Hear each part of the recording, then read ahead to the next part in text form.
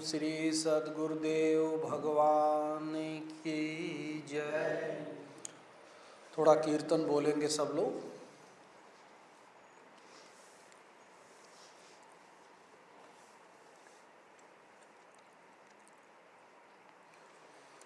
ओम जय गुरुदेवं जय गुरुदेव।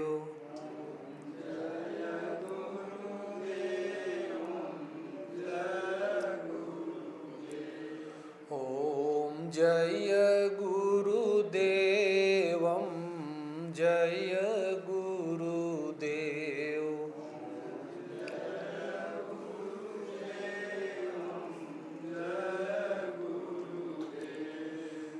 सब मम प्रिय सब मम उपजाए।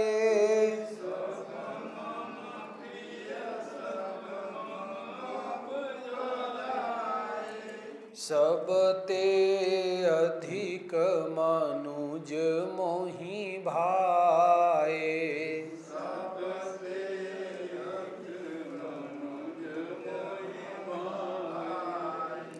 ओम जय गुरुदेवं जय गुरुदेव।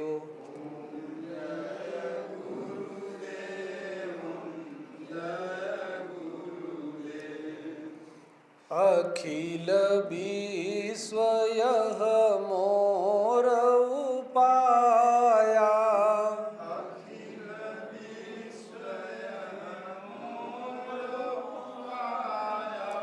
सब पर मोरी बराबरी दाया।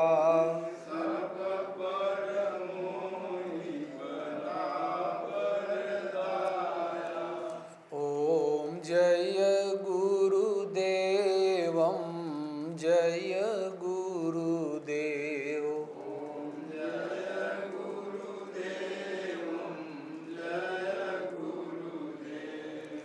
सोई पावन सोई सुभग शरीरा।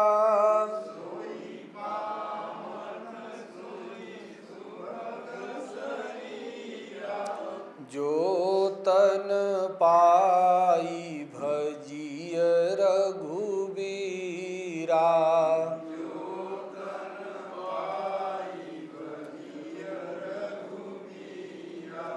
ओम जय गुरुदेवं जय गुरुदेव।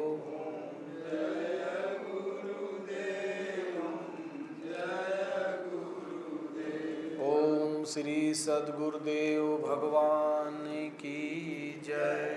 एक भजन हम सुना देंगे, आप लोग नहीं बोलेंगे। दिखा दे रूप ईश्वर का मुझे गुरु देव करुणा कर।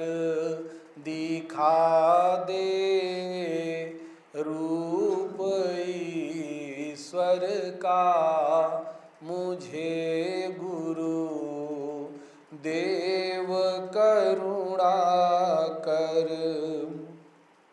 कोई बैकुंठ के ऊपर कोई कैलाश पर्वत में कोई सागर के अंदर में कोई सागर के अंदर में शेष सैया पर दिखा दे रूप ईश्वर का मुझे गुरु देव करुणा कर। दिखा दे रूप ईश्वर का मुझे गुरु देव करुणा कर। कोई दुर्गा गजानन को, कहे जगदीश सूरज को। कोई दुर्गा गजानन को, कहे जगदीश सूरज को। कोई सब सृष्टि का करता चतुर्भुज देव परमेश्वर। दिखा दे रूप ईश्वर का मुझे गुरु देव करुणा कर। धरे नित ध्यान योगी जन, कोई निर्गुण निरंजन का।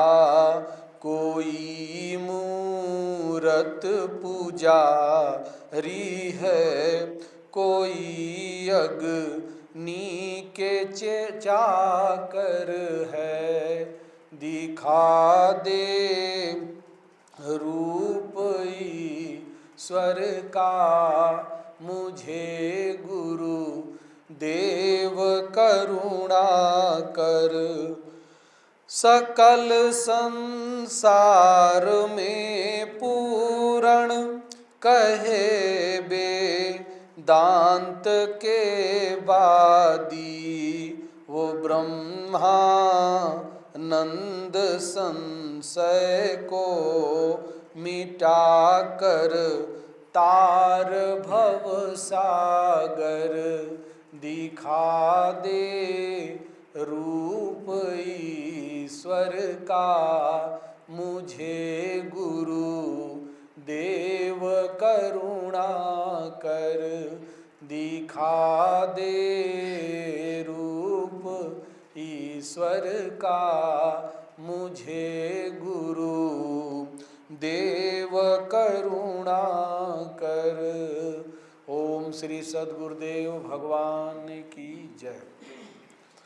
एक भजन है, ये ब्रह्मानंद जी संत हुए, इसके माध्यम से बहुत बड़ी समाज की भ्रांति को मिटाने का प्रयास किया उन्होंने। समाज में मनुष्य जहाँ तक बसा हुआ है वो ईश्वर की कल्पना करता रहता है।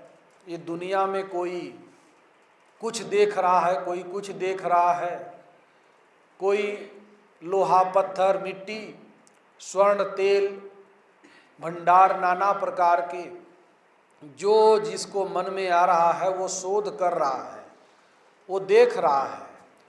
लेकिन क्या देख करके हमारे पूर्वजों ने शांति प्राप्त किया, सुकून की क्या देखने पर मिला?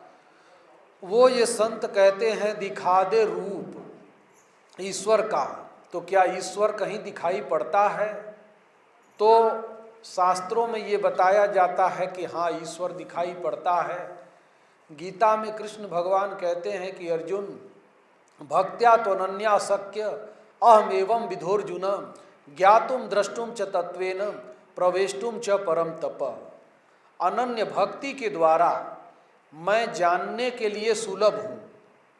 मतलब आप भगवान को भी जान सकते हैं, पढ़ाई को जान सकते हैं, घर मकान को जान सकते हैं, दुनिया के किसानी खेती को जान सकते हैं, डॉक्टरी इंजीनियरिंग को जान सकते हैं, नाना प्रकार की दुनिया में जो भी पद हैं प्रतिष्ठा हैं सबके बारे में जान रहे हैं। तो ये संत कहते हैं कि ईश्वर के बारे में भी आप जान सकते हैं।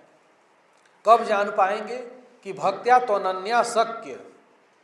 हम लोगों की भगवान को क्यों नहीं जान पाते? क्योंकि हम लोग डीह बाबा चौरा माई भूत प्रेत और देवी देवता नाना प्रकार के जो इस धरती पर हुए प्रकृति के रूप हैं, तो प्रकृति को ही पूज करके तत्व तक नहीं पहुंच पाते। जो परम तत्व परमात्मा है प्रकृति में ही उलझ जाते हैं, परमात्मा तक नहीं पहुंच पाते। और जबकि उसका नियम ये है कि प्रकृति का आदर करके, प्रकृति का सम्मान करके फिर आप तत्व की ओर बढ़िए, परम तत्व की ओर बढ़िए, परमात्मा की ओर बढ़िए, ये विधान है। लेकिन मनुष्य बड़े बड़े, क्योंकि परमात्मा की ओर बढ़ना थोड़ा कठिनाई है और प्रकृति की ओर बढ़ना आनंद लोगों को महसूस होता है। सुबह शाम घंटी बजा दिए, लीप पोत करके देवी देवता को आरती कर दिए, पूजा कर दिए, लेप चंदन कपड़ा वस्त्र सब लगा दिए, जनता आ रही है, पैसा चढ़ा रही है, जा रही है, उनका अपना कार्य चल रहा है, उनको उतने से मतलब था। तो अगर पैसे के लिए आप पूजा करते हैं तो आप प्रकृति की पूजा कर रहे हैं, आप परमात्मा की पूजा नहीं कर रहे हैं। परमात्मा की पूजा करना दूसरी चीज़ है, प्रकृति की पूजा करना दूसरी चीज़ है। इसलिए जो प्रकृति की चीज़ें दिखाई पड़ रही हैं, पेड़ पहाड़ पत्थर नदी तालाब मकबरा जो बने हुए हैं धरती पर, कहीं फूल माला चढ़ रहा है, कहीं चादर चढ़ रहा है, ये नाना प्रकार की जो मनुष्य की, ये सब प्रकृति की पूजा है। और इसीलिए कहते हैं कि ईश्वर क्या देखा जा सकता है, तो कहते हैं देखा जा सकता है, लेकिन एक ही साधे सब सधे, सब साधे सब जाए, तुलसी मूलई से ये फूलई फरई अघाय। हम लोग भटक रहे हैं, भटक जाते हैं। क्यों भटक जाते हैं? सीधे भगवान कहते हैं कि अगर देखना है, भगवान को देखना है तो भक्त्या तो अनन्या शक्य अहम एवं विधोर्जुना। एक मुझ में ही केवल मन को लगा, मुझ में ही बुद्धि को लगा, मेरे प्रति समर्पित हो जा, तब आप भगवान को देख पाएंगे। और नहीं तो आएंगे कथा में, नींद आएगी, झूमते रहोगे, सुनाई नहीं पड़ेगा। ये एक मन नहीं है, इसलिए भरम मन सुला देगा कि मत सुनो, तुम्हारे काम की बात नहीं है। राम नाम के लेत ही के पाप यकुलाएं। भगवान की भक्ति चिंतन कथा जहाँ होगी वहाँ बैठोगे तो हृदय में पाप अकुलाने लगता है, वही पाप ही नींद ला देता है, तो सुनने नहीं देता है भगवान की चर्चा। तो इसलिए जो निद्रा के वशीभूत हो जाते हैं तो कैसे भगवान को समझ में आएगा? भगवान के बारे में कुछ भी दिखाई नहीं पड़ता है, समझ में नहीं आता है। इसलिए कहते हैं कि जो पूजा है, अगर अनन्य भक्ति, एक भगवान के अलावा दूसरा किसी की ओर जिसका मन नहीं जाता, वो भगवान को देख पाएगा। तो भगवान रहते कहाँ हैं, कहाँ मिलेंगे, कैसे उनकी खोज करें? तो रामायण में जब भगवान की खोज करने की बात आई, सब लोग मिल करके गए, ब्रह्मा से लेकर धरती से लेकर सभी लोग मिल करके कि भगवान को खोजा जाए, कैसे मिलेंगे। तो आपस में बैठ कर के मीटिंग करने लगे, चर्चा करने लगे।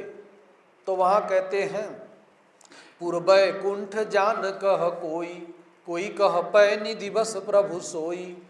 कोई कहता था भगवान वैकुंठ में है, कोई कहता था नहीं क्षीर समुद्र में है, क्षीर सागर में, पै माने दूध, दूध में है, दूध के समुद्र में। पूर्व वैकुंठ जान का कोई, कोई का पै निधि बस प्रभु सोई। अपनी अपनी मत दे रहे थे, लेकिन वहीं पर भगवान शिव थे। तो तेहि समाज गिरजा मैं रहूं, अवसर पाई बचन एक कहूं।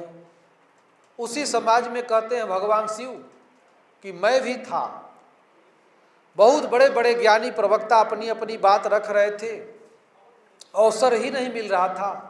तो जब मुझे अवसर मिला तो हमने एक वचन कहा। वो एक वचन क्या था कि हरि व्यापक सर्वत्र समाना, प्रेमति प्रगट हुई मैं जाना। हरि सब जगह व्याप्त है, जैसे मोबाइल का नेटवर्क सब जगह व्याप्त है। अब कम आप मोबाइल का स्विच बंद किए हैं कि चालू किए हैं, उससे पता चलेगा कि आपको मिल रहा है कि नहीं मिल रहा है। ऐसे ही भगवान सब जगह है, लेकिन जब हमारा मोबाइल ही ऑफ है तो वो काम नहीं करेगा, वो नहीं दिखाई पड़ेगा। इसलिए कहते हैं कि तेई समाज गिरजा में रहूं, अवसर पाई वचन एक कहूं। एक वचन बोले कि हरि व्यापक सर्वत्र समाना। वो पत्थर में, पेड़ में, पानी में, पहाड़ में, नदी में, तालाब में, दूध में, अग्नि में, सर्वत्र व्याप्त है, सब जगह है। जैसे दूध में मक्खन है, घी है, लेकिन दिखाई नहीं पड़ता। पेड़ में बेड है, कुर्सी है, टेबल है, लेकिन दिखाई नहीं पड़ता। एक वृक्ष में सब कुछ, सारे फर्नीचर के चीज हैं। ये दरवाजा भी है, उसमें कुर्सी भी है, टेबल भी है,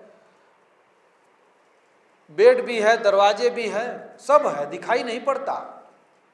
वही पेड़ को काट के लकड़ी जब बढ़ई को दे देते हैं तो दरवाजा बन जाता है, खिड़की बन जाती है, टेबल बन जाता है, कुर्सी बन जाती है सब कुछ उसमें, लेकिन बढ़ई के घर जाना पड़ेगा।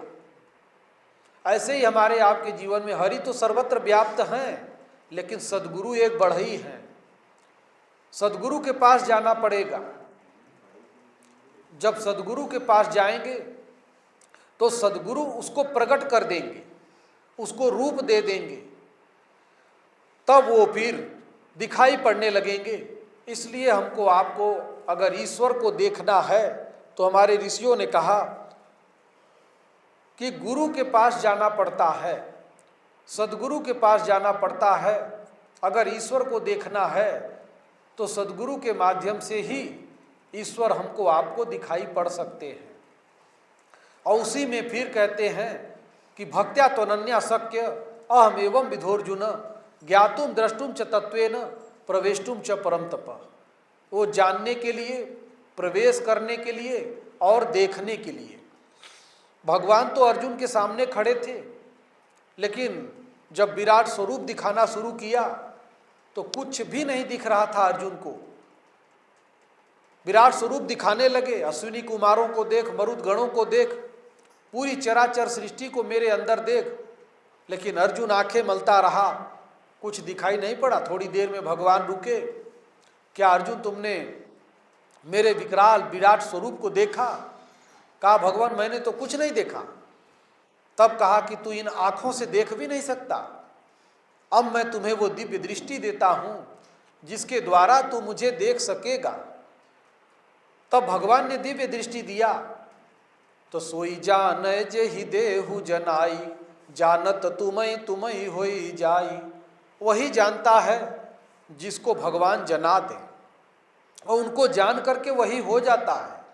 तो इसलिए कहते हैं दिखा दे रूप ईश्वर का, मुझे गुरुदेव करुणा कर। करुणा करके, कृपा करके ईश्वर का रूप वो भक्त प्रार्थना करता है कि मुझे गुरुदेव दिखा दो। लेकिन करुणा करते हैं, कृपा करते हैं, और अगर जो नहीं देख पा रहे हैं, नहीं देखते हैं, तो क्यों नहीं मनुष्य शॉर्टकट मार्ग जाना चाहता है। सब लोग मेहनत नहीं करना चाहते। जब आदमी आलसी हो जाता है तो चार लड़के एक साथ गए घूमने के लिए, चारों प्यासे थे, चारों को प्यास लगी थी पानी के लिए। तो एक बोला दूसरे से कि जा वहाँ कुआं है, वहाँ से पानी ले आ। तो उसने कहा मैं क्यों जाऊँ पानी लाने? बोले क्यों नहीं जाएगा? कहा मैं शहजादा हूँ, मैं शहजादा हूँ, इसलिए पानी लाने नहीं जाऊँगा। उसने कहा तू ही चला जा। तो बोला तू शहजादा है तो मैं वजीर ज़्यादा हूँ। वो वजीर का लड़का था, वो बादशाह का लड़का था। कहा मैं वजीर ज़्यादा हूँ, मैं भी नहीं जाऊँगा। प्यासे मर रहा था तो तीसरे को बोला तू जा ले आ। तो उसने कहा कि तू नहीं जानता, मैं जागीर ज़्यादा हूँ, जागीर ज़्यादा हूँ, जागीरदार का लड़का हूँ। वो भी नहीं गया पानी लाने। तो एक उधर लोट रहा था, उलट पुलट रहा था। चौथा उसको बोले कि जा तू ले आ पानी। कहा मैं क्यों जाऊँ, तुम लोग क्यों नहीं गए? तो उसने कहा मैं शहजादा, उसने कहा मैं वजीर ज़्यादा, उसने कहा मैं जागीर ज़्यादा। तो पिया रहा शराब, कहा साले मैं हूँ पक्का हराम ज़्यादा। तो मैं भी नहीं जाऊंगा, वो भी नहीं गया। तो यही बात है कि मनुष्य प्यासा है लेकिन उठ करके कुआं तक नहीं जाना चाहता। यही दिक्कत हो जाती है सबसे बड़ी कि कुआं तक नहीं जाता। क्यों? यही नशा है सबको कि मैं जागीर ज़्यादा, मेरे इतना खेत है, मैं वजीर ज़्यादा, मैं राजा का लड़का हूँ, मैं बादशाह का लड़का हूँ।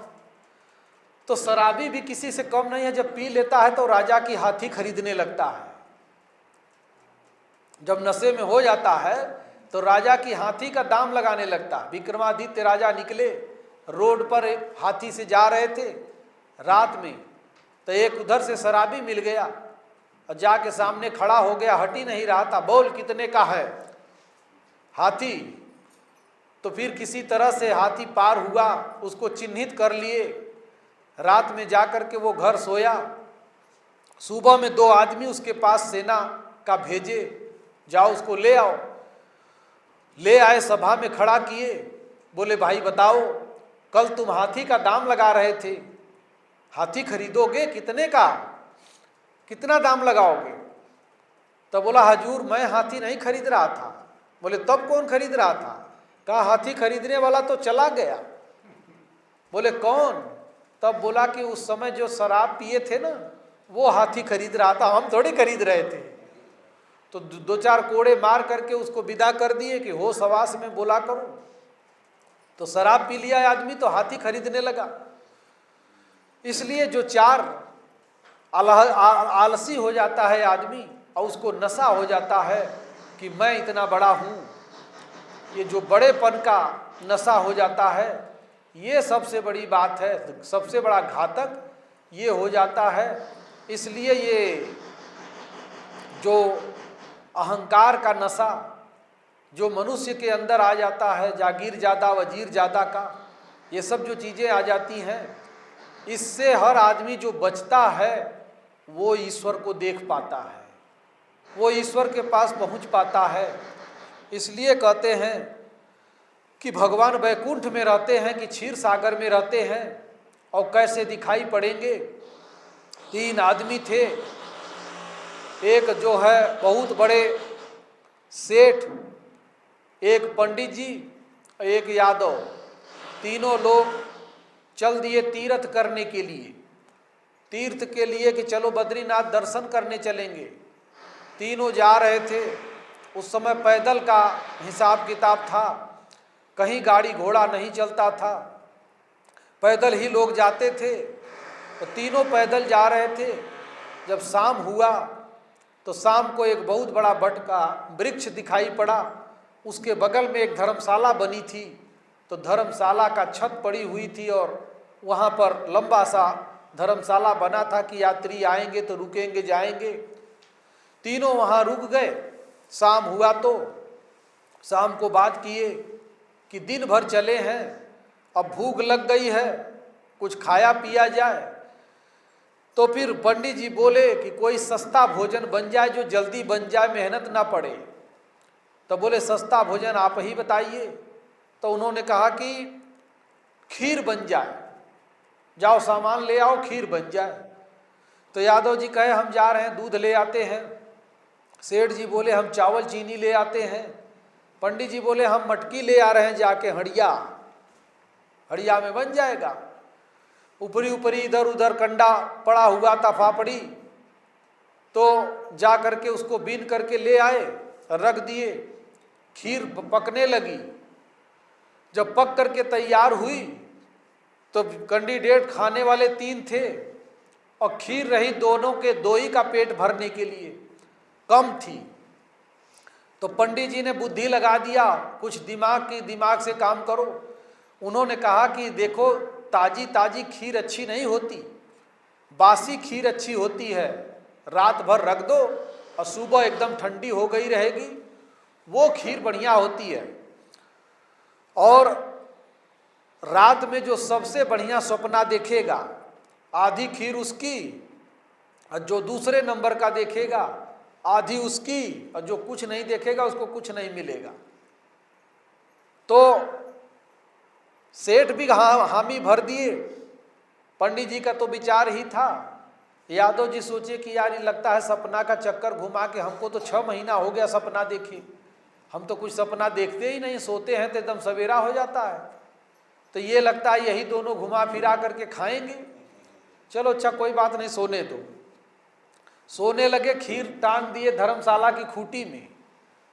खूंटी में खीर टंग गई, वहीं पड़ी थी। दोनों सो गए, पंडित भी सो गए और सेठ भी सो गए। यादव को नींद ही ना लगे, सिर पे रुमाल टंगा हुआ है और पेट में भूख लगी हुई है, नींद नहीं लग रही थी। तो मन में सोचे कि चलो अच्छा खाएंगे नहीं, थोड़ा उंगली से एक आधा चम्मच चाट कर देखते हैं कैसी बनी है। जहाँ उतार करके थोड़ा सा चाटा तो इतनी प्रिय लगी खीर और पूरा हड़िया खा गए, सब खा लिए। खा करके फिर उसके बाद हड़िया वैसे ही टांग करके चुप, तब सोए। सो गए एकदम निश्चिंत हो करके। इधर 3 साढ़े 3 बजे 4 बजे ही उठ करके पंडित जी नमामि समीसान निर्वाण रूपम लगे जनेऊ माजने, सेठ भी उधर लगे शिव तांडव पढ़ने। दोनों पढ़ उड़ करके नहा धोकर फिट हो करके आके पंडित बोले सेठ से, और यादव अपना सोए थे लेकिन निद्रा में नहीं थे, लेटे थे चुपचाप। बात जानकारी सब थी लेकिन स्वांग किए थे कि हम सोए हैं। तो पंडित बोले कि सेठ जी जब आप सो गए तो हम चले गए क्षीर सागर और वहाँ भगवान विष्णु का दर्शन हुआ, उन्होंने हमको फल दिया, इससे बढ़िया क्या सपना हो सकता है, आधी खीर हमारी। तो सेठ बोले हाँ सही कह रहे हैं, लेकिन हमने भी आपके ही पास का देखा है, हमारा भी आपसे कमजोर नहीं है।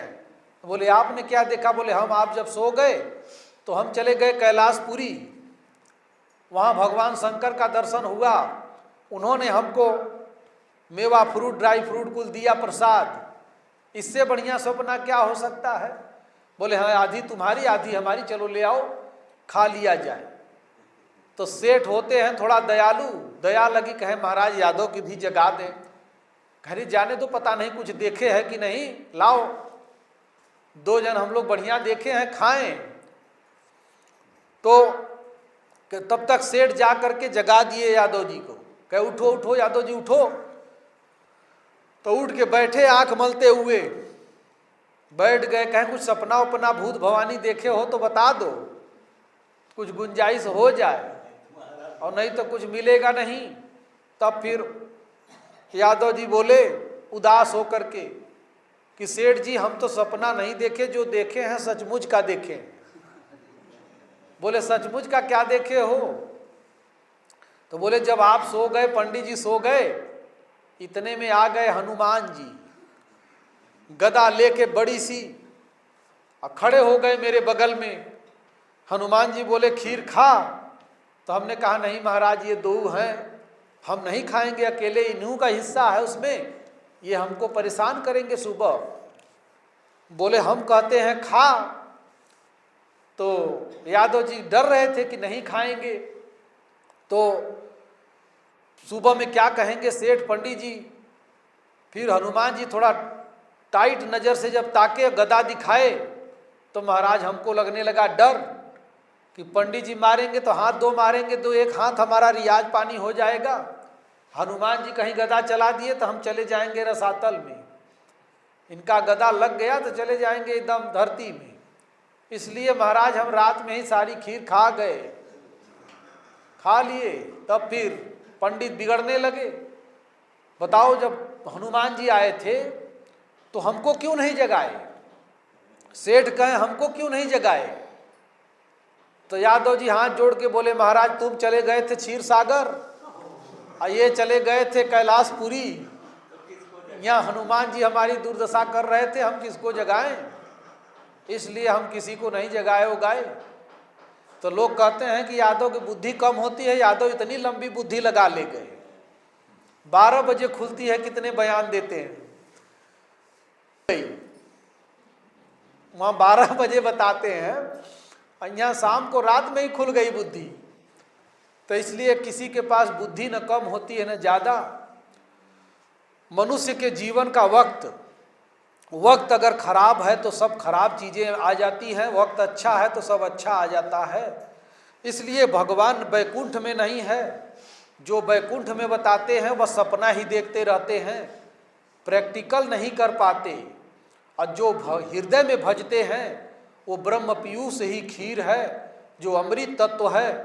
तो उसको कौन खाता है? तो सपना देखने वाले ज्ञानी विज्ञानी ये नहीं खा पाते। तो कौन खाता है? तो नोई निवृत्ति पात्र विश्वासा, निर्मल मन यहीर निज दासा। नोई निवृत्ति पात्र विश्वासा, निर्मल मन यहीर निज दासा। वैराग्य ही हनुमान है, वो संत का रूप है। ऐसे संत निर्मल मन वाले का मदद कर देते हैं।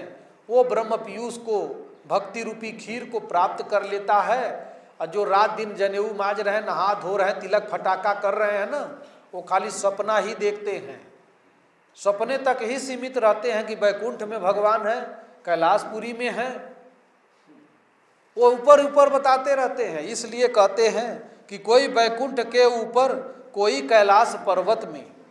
कोई कहता है भगवान वैकुंठ के ऊपर हैं, कोई कहता है कैलाश में, कैलाश पर्वत में है, कोई सागर के अंदर में शेष सैया पर, कोई कहता है कि शेष सैया पर हैं, शेष सैया पर हैं, पड़े हुए हैं। ये लोग अपना अपना गणना लगाते हैं। लेकिन भगवान का स्वरूप कैसे देखने में आता है? तो महाराजा मनु ने कहा कि जो कौन सा स्वरूप गुरुदेव के द्वारा प्राप्त होता है? तो जो स्वरूप बस शिव मन माही, जेहि कारण मुनि जतन कराही।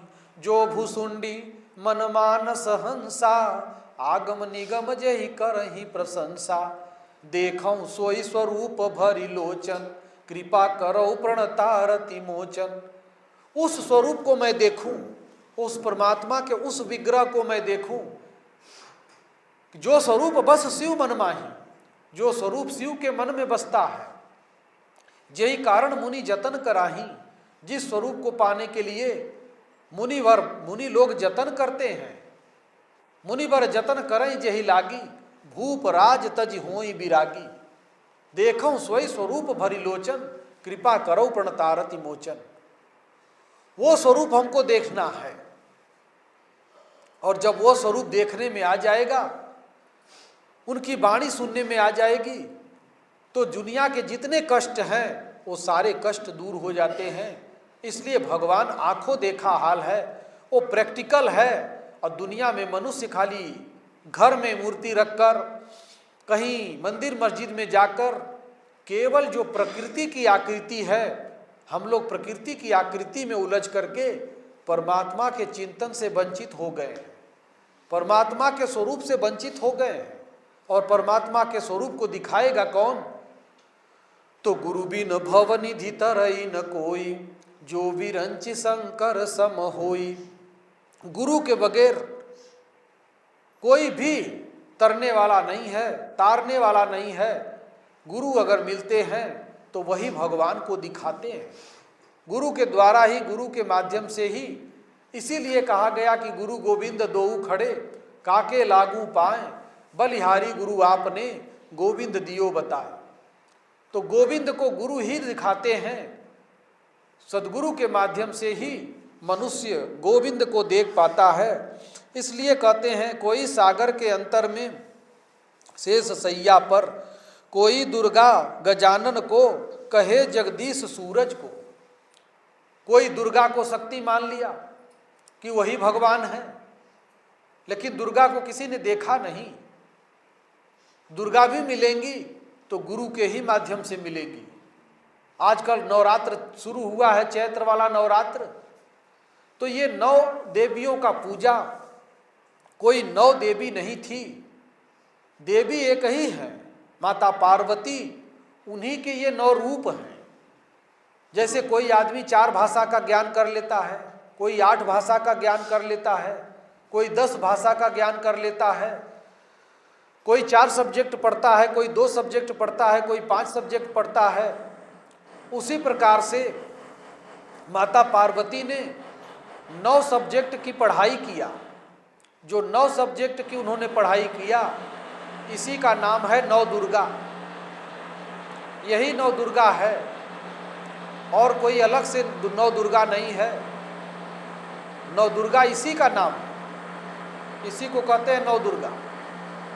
इसलिए जो है ये संत कहते हैं, कोई दुर्गा गजानन को, गजानन का मतलब गणेश जी, कोई कहता है गणेश ही भगवान है। ये सब भगवान के फॉलोअर हैं, ये देवी देवता भगवान नहीं है, ये सब भगवान के उपासक हैं। और अगर हमसे श्रेष्ठ हैं तो हम इनकी वंदना करके हम भी उपासना भगवान की ही करते हैं, इनकी उपासना नहीं करते। हम भी उपासना भगवान की ही करते हैं, और हमको भी भगवान की उपासना करना चाहिए। इसलिए कहते हैं, कोई दुर्गा गजानन को कहे जगदीश सूरज को। कोई जगदीश सूरज को ही कह रहा है कि सूर्य ही जगदीश हैं, सूर्य ही भगवान है, सूर्य को नाम दे रहा है। इसलिए आगे कहते हैं, धरे नित ध्यान योगी जन कोई निर्गुण निरंजन का। योगी जन जो है वो निर्गुण, जिसका कोई गुण नहीं है, उस निरंजन का, उस अविनाशी का, उसका याद करते हैं, उसका जाप करते हैं। इसलिए कहते हैं कि वो निरंजन का रूप, निरंजन का स्वरूप हम देखने के लिए प्रयास करते हैं। योगी जन नाना प्रकार के मति मति भिन्न भिन्न है सबका, तो अपने अपने हिसाब से सब उसको देखने का प्रयास करते हैं। धरे नित ध्यान योगी जन कोई निर्गुण निरंजन का। वो निर्गुण है, दिखाई नहीं पड़ता, लेकिन नहीं दिखाई पड़ता है। अगर हमको आपको सद्गुरु मिल जाते हैं तो सद्गुरु के माध्यम से वो भगवान दिखाई पड़ सकते हैं। इसलिए कहते हैं, दिखा दे रूप ईश्वर का मुझे गुरुदेव करुणा कर। करुणा करके, दया करके ईश्वर का रूप, जैसे अर्जुन को भगवान कृष्ण ने दिखाया, याज्ञवल्क्य को भरद्वाज ने दिखाया, कागभुसुंडी को गरुड़ को कागभुसुंडी ने दिखाया। कागभुसुंडी गरुड़ के सामने, गरुड़ ने कुछ नहीं जाना, कुछ नहीं समझा, कागभुसुंडी के पास पहुंच गया, लेकिन कागभुसुंडी ने भगवान के स्वरूप के बारे में वर्णन किया, और उसी वर्णन के माध्यम से ईश्वर को देखा, ईश्वर को जाना। तो उसी प्रकार से हमारे आपके भी जीवन में अगर सद्गुरु मिल जाएंगे तो वही सद्गुरु ईश्वर के रूप को दिखा सकते हैं। और ये जो जितने विग्रह हैं दुनिया में, जितने फोटो हैं, जो मूर्तियां हैं, ये सब प्रकृति की बनाई हुई आकृति हैं। और इन प्रकृति की आकृति को पूजते पूजते हमको आपको परमात्मा की ओर बढ़ना है, और हम लोग प्रकृति में ही उलझकर परमात्मा को छोड़ देते हैं। यही कमी हो जाती है। ये कमी क्यों रहती है? तो जब तक हमको आपको सद्गुरु नहीं मिलते तब तक कोई रास्ता नहीं बता सकता। इसीलिए कहा कि साचा सद्गुरु ना मिला, मिली न साची सीख, भेष जति का बनाए के घर घर मांगे भीख। साचा सद्गुरु ना मिला। सद्गुरु एक साचा है। जैसे मूर्ति बनाते हैं ना, तो पहले साचा बनाते हैं, साचा में जब ढाल देंगे उसके बाद सांचे को तोड़ देंगे, फिर मूर्ति तैयार हो जाएगी। पहले मिट्टी का सांचा बनाते हैं, सांचा बना करके मुखौटे का, बांह का, पैर का सांचा में ढाल देते हैं, फिर उसके बाद सांचे को खोल देते हैं। तो इसी प्रकार से सद्गुरु एक सांचा है, और शिष्य जो है वही शिष्य को तैयार करते हैं। तो इसीलिए कहते हैं कि गुरु कुम्हार शिष्य कुंभ है, गड़ी गड़ी काढ़े खोट, अंतर हाथ सहार दे, बाहर मारे चोट। गुरु कुम्हार, गुरु एक कुम्हार है, जिसकी एक जाति है समाज में, प्रजापत बोलते हैं, और उनको कुम्हार भी बोलते हैं, प्रजापत भी बोलते हैं। तो प्रजापति वो दक्ष भी थे, पार्वती के पिताजी, उनका भी नाम प्रजापति ही था, प्रजापति दक्ष। तो ये बहुत बड़ी भगवान के जीवन में चलने वाली चीजें। अब उसमें कहते हैं कि गुरु एक कुम्हार है, एक प्रजापति है, और शिष्य जो है एक घड़ा है। जैसे कुम्हार घड़ा बनाते हैं तो अंदर से सहारा दिए रहते हैं, ऊपर से घड़े को पीटते हैं, मारते हैं, और अंदर से सहारा देकर ऊपर से मारते मारते उसको धीरे धीरे चारों तरफ से एकदम सुडौल बना देते हैं कि पानी इसमें से न गिरे एक बूंद। तो गड़ गड़ काढ़े खोट, गड़ गड़ करके, खोट माने कमी होता है, कमजोरी होती है, वो कमी को निकालते हैं। लेकिन अगर शिष्य नहीं है तो एक कमी बता देंगे तो इतने में 4 कमी गुरु में ही निकाल देगा और जा करके विरोध करना शुरू कर देगा। अगर गुरु कह देंगे कि ये कमी है, ऐसे इसको बाहर निकालो, तो गुरुए में 4 कमी निकाल देगा। और भाई उसका समर्थन ज़्यादा होगा, कहीं भीड़ भाड़ में ज़्यादा लोगों को लिया होगा, तो 100 आदमी जिधर एक बात बोलते हैं और एक आदमी बोलता है तो एक आदमी पागल हो जाता है और 100 आदमी सही हो जाते हैं। राजा के ज्योतिषी आया, हाथ देखने वाला लकीर फकीर, लकीर देख करके लोग भाग्य बताते हैं ना, और जो दूसरे का लकीर देख के भाग्य बताते हैं उनके घर में खुद झगड़ा होता है। ज्योतिषी जो होते हैं पूरे दुनिया का बताते हैं लेकिन अपने घर का रार नहीं मिटा सकते, उनके यहाँ होता रहता है। तो ज्योतिषी आया, राजा को बोला कि 2 घंटे में ऐसी हवा चलेगी कि सब पागल हो जाएंगे। तो राजा ने कहा बचने का उपाय कोई? बोला 12 फीट लंबी सुरंग खोद के उसमें जो चला जाएगा वही भर सही रहेगा। तो राजा ने मंत्री से कहा कि 12 फीट लंबी खुदवाओ सुरंग जल्दी। लगा दिया आदमी, सुरंग खोदने लगे, 12 फीट लंबी सुरंग खुद गई। राजा और मंत्री 2 उसमें चले गए, बाकी पूरी प्रजा बाहर। 2 घंटा बाद वो हवा चली तो सब पागल हो गए, अपने मस्ती में डूब गए। और 2 घंटे बाद उसका असर जब खत्म होगा तो राजा और मंत्री बाहर निकले तो जनता को देख करके राजा और मंत्री हंस करके बोले कि देखो सब पागल हो गए। जो सैकड़ों थे उनको बोले सब पागल हो गए। अब वो सैकड़ों उठ करके दौड़ पड़े राजा और मंत्री के पास में, यही 2 पागल, यही 2 पागल, यही 2 पागल। जब सैकड़ों एक तरफ से चिल्ला दिए तो यही 2 पागल, तो बस राजा और मंत्री 2 पागल बचे, बाकी सब फिट अपनी जगह पर। और सुरंग खुदवा के गए थे अपने बचने के लिए, लेकिन 100 पागल एक तरफ हो गए तो 2 बुद्धिमान क्या करेंगे? 100 कुकर्मी एक तरफ हो गए तो 2 ठो सही क्या करेंगे? एक आदमी अगर सही है तो उसको तो वो बातों से उठा ही लेगा और उसको पागल बना देगा। तो राजा और मंत्री 2 पागल हो गए, बाकी सब जिस मस्ती में दारू ले रहे थे ले उल्टे पड़े थे, वही सही हो गए। तो इसीलिए ये बहुमत का दुनिया है, जिधर बहुमत हो गई तो यहाँ आतंकवादी और शैतान, भगवान तो मान लो भगवान है, लेकिन आतंकवादियों का, शैतान का भी यहाँ पूजा होती है। ये धरती ऐसी है, वो भी पूजे जाते हैं और ज़्यादातर क्रूर शासक ही पूजे जा रहे हैं, जो क्रूरता किए, मारे काटे।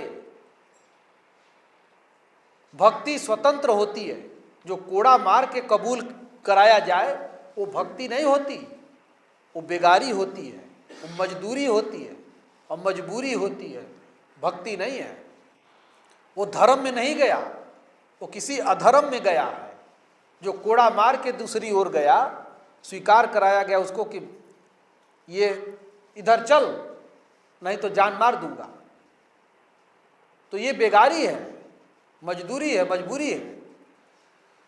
भक्ति हृदय का उद्गार है, हृदय का भाव है। उपासना भगवान के प्रति हृदय का उद्गार जो व्यक्त होता है, वो स्वतंत्र होती है, किसी के बंधन में नहीं होती है। जो मार के कोड़े मार के कराया जाए वो बेरोजगारी है, रोजगारी बेगारी है। वो मार के कराया जाए वो भक्ति नहीं है। इसलिए जो जिस माइंड का व्यक्ति गद्दी पर बैठा उसी परंपरा को समाज में चला दिया और मनुष्य के दिमाग में ऐसा कीड़ा डाला कि उसका अन्याय को ही लोग आज न्याय कह रहे हैं, उसके अधर्म को ही लोग धर्म कह रहे हैं। क्या करें, ऐसा उसने बीज बो दिया कि उससे कोई बाहर नहीं निकल सकता। और वो जो बोने वाला था वो जरूर किसी न किसी क्रूर माइंड से दिमाग उसका काम नहीं कर रहा था। अगर रावण जीत गया होता तो रामायण राम का रामायण नहीं बनती, तब रावण रामायण बनती। उसमें रावण भगवान होता और राम एक गुलाम होता, एक भिखारी होता, एक कमजोर जंगल में घूमने वाला फकीर होता, संत होता। उसको वो दर्शाया जाता कि ये दीनहीन। रावण कहता ही था राम जी को कि माता पिता ने वनवास दे दिया इसको, औरत चोरी चली आई मैंने उठा लाया, ये नालायक है, ये रावण कहता था। तो अगर रावण जीत गया होता कल बल छल करके तो ये दुनिया में रावण राज्य की कल्पना करते सब, और भी कर रहे हैं, बहुत कर रहे हैं। महिष खाए करी मदिरा पाना, गर्जा बजरा घास समाना। भैंस खाता था और दारू पीता था उसका सैनिक और जाके लड़ जाता था। ये रामायण में लिखा हुआ, पढ़ लीजिए। तो जो नियम रावण ने चलाया, जो नियम दुर्योधन ने चलाया, जो नियम कंस ने चलाया, वो क्या कभी भगवान की ओर ले जा सकता है? भगवान की ओर ले जाएगा? क्योंकि वो तो स्वयं जब भगवान उस समय सामने आए तो वो भगवान से उस समय लड़ाई लड़ा। तो आज बताइए, तो जो दुर्योधन के फॉलोअर हैं, रावण के फॉलोअर हैं, कंस के फॉलोअर हैं, वो कभी साधु संत को मानेंगे, रामकृष्ण को मानेंगे, बुद्ध महावीर को मानेंगे? नहीं मानेंगे, क्योंकि उनकी फॉलोइंग दूसरी है।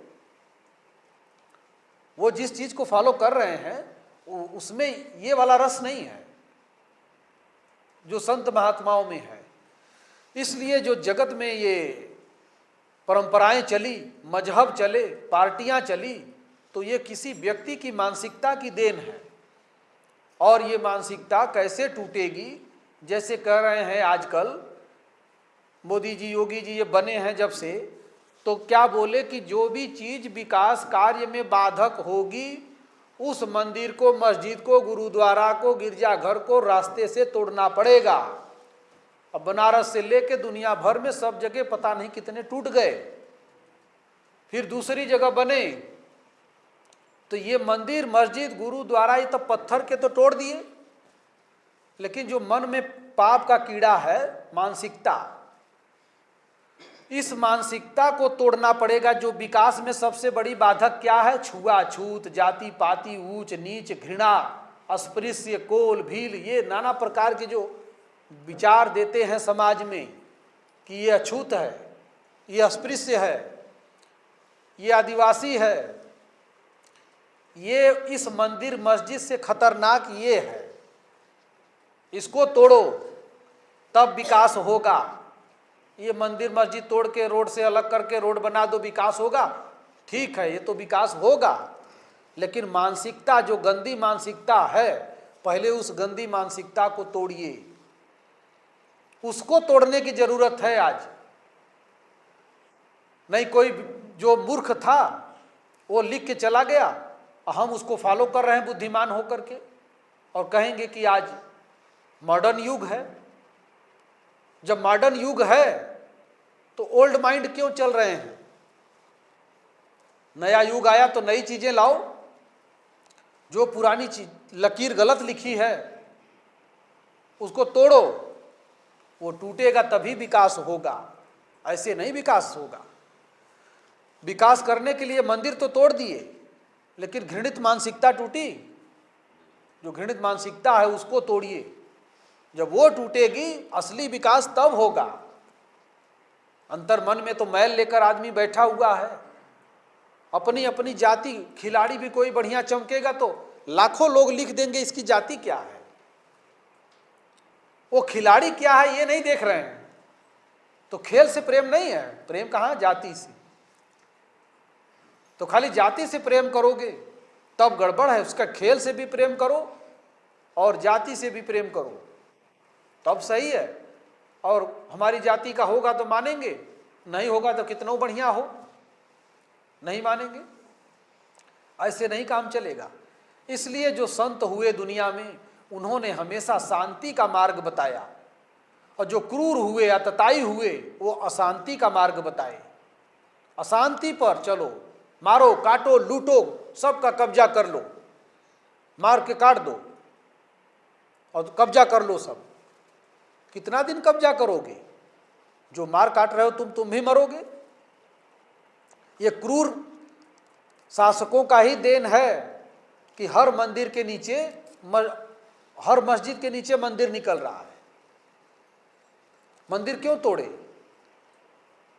जब तोड़ दोगे मंदिर, जैसे योगी जी थे ना, तो उनका शासन था जब मुलायम का और लालू का, तो उसमें संसद में रो रहे थे। तो आज वो पाए हैं गद्दी तो तुमको रुलाएंगे ही। बदला ले रहे हैं कि नहीं? तो ऐसे ही वो मंदिर भी बदला लेगा। अगर कोई तोड़ के जबरी मस्जिद बनाया है, अब नाम था प्रयागराज कर दिए इलाहाबाद, तो वो प्रयागराज भी बदला लेगा। वो वही बदला लिया है, फिर से हो गया प्रयागराज की नहीं। पहले उसका नाम प्रयागराज था, तो उसको मार करके दबा करके वो कमज़ोर पड़ गया, प्रयागराज कमज़ोर पड़ गया। तो उसमें इल्ला कोई बड़ा पड़ गया, उसने रख दिया इलाहाबाद। आज प्रयागराज हो गए जोगी जी, फिर से पैदा हो गए तो फिर रख दिए प्रयागराज। ऐसे ही है बदला। जब ये नाम बदला, जो नाम बदले जा रहे हैं ना, ये बदला है। तो बदला सब लेते हैं, जब जिसका समय आएगा बदला लेगा। अपना अपना सब बदला चुकाते हैं। तो जब बदले का संसार है, तो इस बदले के संसार में आकर के जिसके साथ जैसा कर रहे हो, तुम्हारे साथ भी कल वैसा करेगा। उससे छूटना है तो अपने जीवन को सद्गुरु की ओर ले चलो। और जब सद्गुरु मिल जाएंगे तब कहते हैं कि वो भगवान, जिसका नाम परमात्मा है, जिसका नाम ब्रह्म है, जिसको कहते हैं कि कोई सब सृष्टि का कर्ता, चतुर्मुख देव परमेश्वर। कोई कहता है सृष्टि का कर्ता ब्रह्मा जी है, लेकिन ब्रह्मा जी का कर्ता कौन है? विष्णु बिरंची शंभु भगवाना, उपजई जासु अंश ते नाना। ऐसे उ प्रभु सेवक बसय हई, भक्त हेतु लीला तन गहई। उस ब्रह्मा को भी रचने वाला वो परमात्मा है, जिसके अंश से अनंत ब्रह्मा पैदा होते हैं, अनंत विष्णु पैदा होते हैं, अनंत दुर्गा पैदा होती है उस परमात्मा के अंश मात्र से। फिर कहते हैं धरे नित ध्यान योगी जन, कोई मूरत पुजारी है, कोई अग्नि के हैं चाकर। कोई मूर्ति का पुजारी है, कोई अग्नि की पूजा कर रहा है, उसके चाकर हुए बने हुए हैं। सकल संसार में पूर्ण कहे वेदांत के वादी। वेदांतवादी जो हैं वो कहेंगे सब में भगवान है, सब में भगवान है। जब सब में भगवान है तो ये अनुसूचित कहाँ से आ गया? ये जनजाति कहाँ से आ गया? ये नीच कहाँ से आ गया? जब सब भगवान ही है तो ये अस्पृश्य कहाँ से आया? ये शब्दों का जाल है। और मनुष्य का जिसकी लाठी उसकी भैंस, जिसके पास में पावर था और जो कमजोर था उसको नीच कह दिया। बस इतनी सी बात है। नीच कोई जाति नहीं होती, कोई व्यक्ति नहीं होता, कुछ भी नहीं है। जब कोई तगड़ा है, किसी को मार दिया, उसको थोप दिया नीच, कह दिया नीच है। इसलिए कहते हैं कि सकल संसार में पूर्ण कहे वेदांत के वादी, वो ब्रह्मानंद संशय को मिटा कर तार भव सागर। ब्रह्मानंद कहते हैं कि मेरे इस संशय को, कौन सा संशय, कि संशय सर्पग्र से मोहि ताता, दुखदि लहर कुतर्क बहु भ्राता। संशय रूपी सर्प ने मुझे ग्रस लिया है, इससे मुझको बाहर निकालिए। तो संशय रूपी सर्प जो काट लेता है, शंका हो गई एक बार आदमी के ऊपर, तो वो हमेशा सोते जागते डसता रहता है। जिससे शंका हो जाए उसको छोड़ दीजिए, उससे झगड़ा मत करिए, उसको सुधारने के चक्कर में मत पड़िए। आप अपना रास्ता बदल दीजिए। अगर शंका हो गया तो उसको छोड़ दीजिए,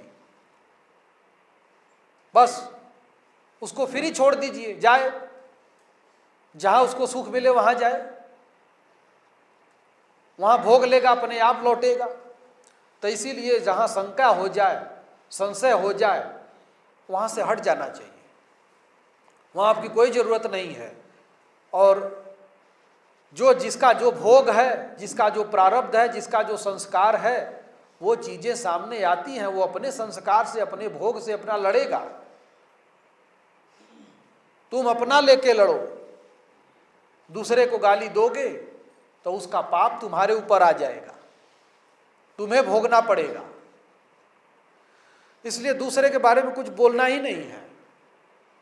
बस एक ही रास्ता है कि संशय अगर मिट गया तो परमात्मा प्रत्यक्ष दिखाई पड़ जाता है और वो वही भवसागर से पार हो जाता है। इसलिए संशय मिट जाए, शंका खत्म हो जाए, भ्रम मिट जाए, तो सद्गुरु मिले जाहि जी में संशय भ्रम समुदाय। जब सद्गुरु मिल जाते हैं तो संशय मिट जाता है, भ्रम मिट जाता है और ये जीव सद्गुरु का स्वरूप देख लेता है। इसीलिए भगवान ने कहा कि मम दर्शन फल परमय अनुपा, जीव पाव निज सहज स्वरूपा। हमारा आपका सबका सहज स्वरूप क्या है? परमात्मा का दर्शन, परमात्मा को देखना। और जहाँ परमात्मा को देख लेंगे तो वही आप भी हो जाएंगे, दूसरा खो जाएगा। इसलिए कहते हैं दिखा दे रूप ईश्वर का, मुझे गुरुदेव करुणा कर। तो अनंत काल से इस धरती पर ईश्वर को अगर किसी ने दिखाया तो वो सद्गुरु ने दिखाया है। तो सद्गुरु के माध्यम से ही भक्त्या त्वनन्या शक्य अहम एवं विधुर्जुनम ज्ञातुम द्रष्टुम च तत्वेन प्रवेष्टुम च परम तप। अनन्य भक्ति के द्वारा सद्गुरु के माध्यम से हम भगवान को देख सकते हैं। ओम श्री सद्गुरुदेव भगवान की जय।